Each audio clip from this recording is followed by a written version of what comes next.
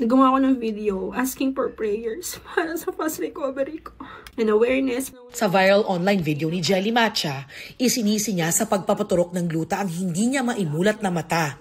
Nagkaroon ako ng infection sa aking gluta drip session. Hindi marunong yung nurse na nagturok sa akin. Una siyang nagturok sa akin dito. Sinagad niya yung pinaka-needle and pumutok agad yung ugat ko. Nagtry ulit dito. And then pumutok ulit. Pagkatapos ng 2 araw, sobrang sakit niya. Hindi ko na siya mapigilan. Gansan din na ako sa ER. Suka ko ng suka. Sa bagong video, mas naimumulat na ni Jelly ang isang mata.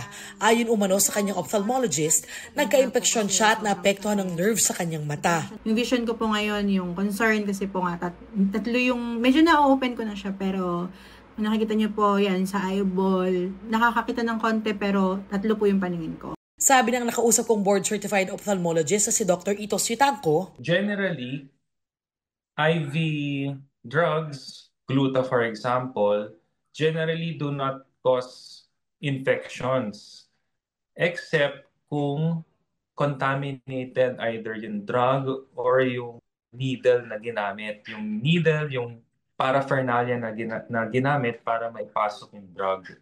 Wala akong nakitang infection, IV gluta-related infection na sa mata na directly caused by the IV gluta. Gayunman, hindi pa rin aprobado ng Food and Drug Administration o FDA ang Gluta Drip o Gluta IV bilang skin lightening agent o pampaputi. IV glutathione has only been approved by the FDA for the mitigation of the side effects of chemotherapy from cisplatin, ang tawag nilang neurotoxicity. Kabilang sa mga posibleng maapektuhan ng thyroid, bato at atay. Pwede pong toxicity, abnormalities, gastritis, pwede rin kidney failure, pwede pong masakit ang dibdib, serious skin problems, mga side effect, mga allergy. Delikado rin ang iba pang IV drip na umunoy pampaganda gaya ng vitamin C drip. Kung masyadong mataas yung dose is at some point pwede rin pong maging masyadong acidic yung urine and mag-cause ng kidney stones. Ibang usapan kung pinayuhan ng doktor na magpagluta drip dahil sa nakagagaan ito sa sintomas ng sakit tulad ng rheumatic fever ni Candy.